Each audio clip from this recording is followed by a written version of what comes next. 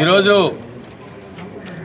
Naidupeta DSP గారికి వైఎస్ఆర్సీపీ కొంతమంది వ్యక్తుల మీద సత్యనారాయణ పిండి కావచ్చు, అదేవిధంగా కౌన్సిలర్ కొంతమంది వీళ్ళందరి మీద కూడా ఇక్కడ మేము నాయుడుపేట డిఎస్పీ గారికి కేసు ఇవ్వడం జరిగింది.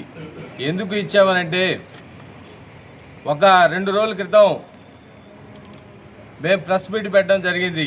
ప్రెస్ మీట్ పెట్టే దానికి కారణం కూడా నాయుడుపేట టౌన్ ప్రజలందరికీ కూడా తెలుసు. దాని మీద మేము ప్రెస్ మీట్ పెడితే సత్యనారాయణ రెడ్డి గారు వాళ్ళ అనుచరుల దగ్గర నేర చరిత్ర ఉన్న వ్యక్తుల దగ్గర ప్రెస్ మీట్ పెట్టించి రఫీన్ గారిని దుర్భాషలాడి, నన్ను అనేకమైన దుర్భాషలాడి వాళ్ళ ప్రెస్ మీటు పబ్లిక్గా కొడక అనే స్థాయికి కూడా వెళ్ళిపోయారు. ఈ వైఎస్ఆర్సీపీ కౌన్సిలర్లు కావచ్చు, అక్కడ కూర్చున్న నాయకులు కావచ్చు. నేను వాళ్ళందరికీ ఒకటే హెచ్చరిస్తా ఉన్నా, అయ్యా తెలుగుదేశం పార్టీ కూటమి ప్రభుత్వం వచ్చింది. ఈరోజు బ్రహ్మాండంగా నియోజకవర్గాన్ని అభివృద్ధి చేసుకుంటూ ఉన్నాం. ఈరోజు మీరు ఏదో ఒక విధంగా గొడవలు రేపేదానికి మీరు ఈ విధమైనటువంటి ప్రెస్ మీట్లు ఇచ్చి సత్యనారాయణ రెడ్డి అనే వ్యక్తి ఒక పెద్ద సైకో. అతను ఆయన మండలంలో కూడా ఎన్నో అక్రమాలు చేశాడు. ఎంతోమంది ఎస్సీల్ని ఇబ్బంది పెట్టాడు. 1 కాదు 2 కాదు మండలంలో అడిగితే అతని గురించి కథలుగా చెప్తా ఉన్నారు. గతంలో అతను ఏం చేశాడు, రాసునూరు కొండని అమాంతం మింగేశాడు. ఎవరు అడ్డొచ్చినా కానీ అధికారులను కూడా భయపెట్టాడు. కలెక్టర్లను కూడా భయపెట్టడం, ఎస్పీ గారిని భయపెట్టడం. ఇతను ఏంటంటే అధికారాన్ని అడ్డం పెట్టుకొని ఆ రోజు విచ్చలవిడిగా మైనింగ్ అనేది విచ్చలవిడిగా చేశాడు. అది కూడా మేము అధికారులు చెప్తా ఉన్నాం. అతను ఎత్తేసిన కొండను కూడా మొత్తం కూడా ఒకసారి రివ్యూ చేసి ఏ పర్మిషన్ ఉన్నాయి, పర్మిషన్ లేకుండా ఎందుకు ఎత్తాడని చెప్పేసి ఆయన దగ్గర నుంచి కూడా గవర్నమెంటు ఆయన సంపాదించుకున్నంత స్వాధీనం చేసుకోవాలని చెప్పి మేము తెలియజేస్తా ఉన్నాం.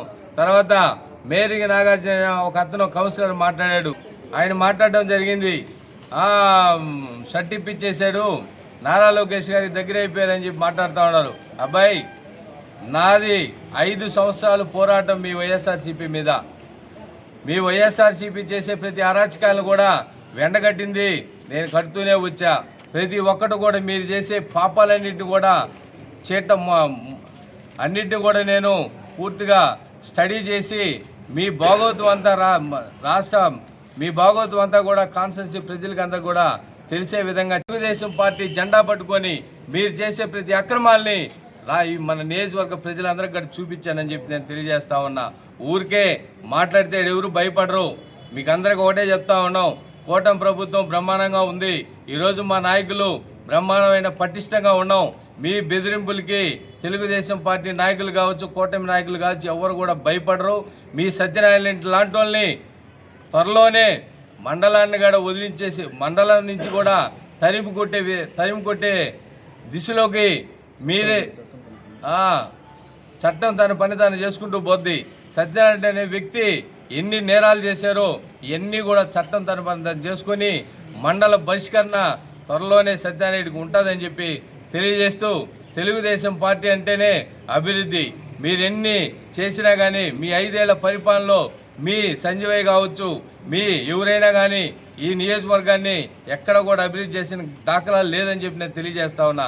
ఈరోజు నెలవల విజయశ్రీ గారు బ్రహ్మాండంగా అభివృద్ధి చేసుకుంటూ వాళ్ళ నాన్న అడుగుజాడల్లో, అదేవిధంగా కూటమి నాయకులందరినీ కూడా సలహాలు తీసుకొని సూచనలు తీసుకొని ఈరోజు నియోజకవర్గాన్ని నెంబర్ 1 నియోజకవర్గంగా ప్రతి ఒక్క అభివృద్ధి కార్యక్రమాల్లో ముందుకు తీసుకొని పోతా ఉంటే మీరు కావాలనే గొడవలు